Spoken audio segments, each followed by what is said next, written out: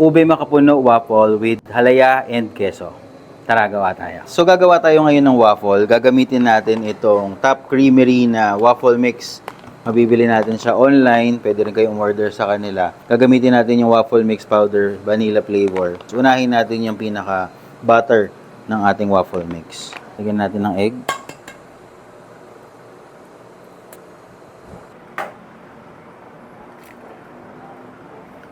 Lagyan natin ng water.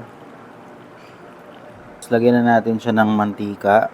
Kapag halong-halo na at maganda na yung consistency ng ating waffle butter, pwede na nating i-reheat yung ating waffle maker machine. Lalagyan natin ng butter ito para mas madali itong tanggalin mamaya kapag luto na at additional flavor din ito. Ako mas gusto ko yung brown and crispy yung crust pero soft and moist yung loob. Kaya kailangan medyo mataas yung temperature ng waffle maker. Kapag okay na ay kunin na natin ito gamit itong tong at ilagay sa plate. Pahiran na natin ng ube halaya paste ang waffle. Kasunod nito yung ating 3 scoop ng ube ice cream. Lagyan din natin ito ng ube kamote for additional texture at nilagyan din natin ito ng makapuno at leche flan sa ibabaw. Nagprito ako ng lumpia wrapper at dinurog ko ito para maging sprinkler ito sa gilid. Dito pinalitan na natin yung ice cream kasi natunaw na dahil sa tagal ng plating. Nilagyan na rin natin ng keso at yung mas malaking pritong lumpia wrapper para magkaroon ng height yung ating plating. At ito na ang ating ube makapuno waffle with halaya at keso. See you sa next recipe. Maraming salamat!